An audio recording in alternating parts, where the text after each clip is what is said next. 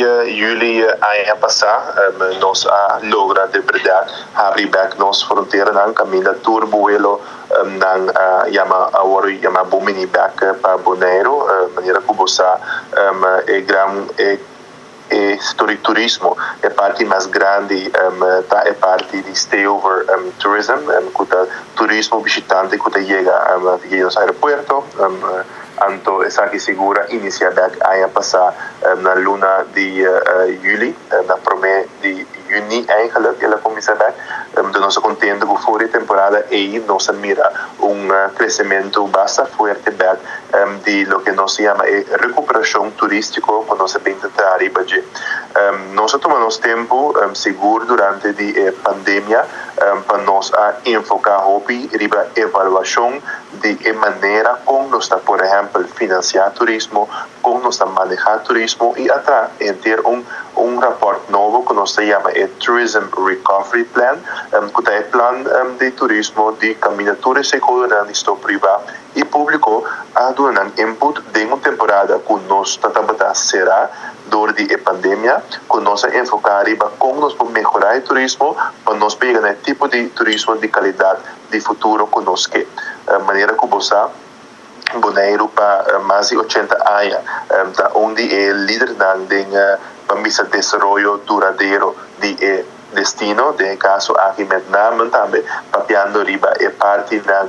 bambisa de meio ambiente e também nossa natureza, pero também nosso mundo de água em geral, caminho com Bonaire a enfocar sempre riba manutenção e prevenção, pero também preservar mais tanto possível a isla em seu estado original, seja de parte da natureza, pero também a autenticidade de seu pueblo e também habitante. Então, isso aqui não seguro, forma parte da estratégia também de Tourism Recovery Plan, caminha a enfocar o riba, que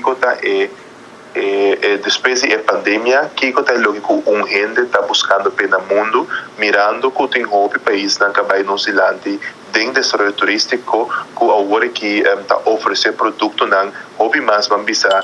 globalizar cultura caminha também um coisa mesmo hotel mesmo restaurante mesmo menu e caminha conosco que está manter o caráter original de Bonaire tem a experiência turística de visitante. Então, se é enfoque, quando nós começamos fora depois da pandemia na Bonaire, então, se também tem diferentes projetos que estão saindo fora, por exemplo, onde estão com a papel de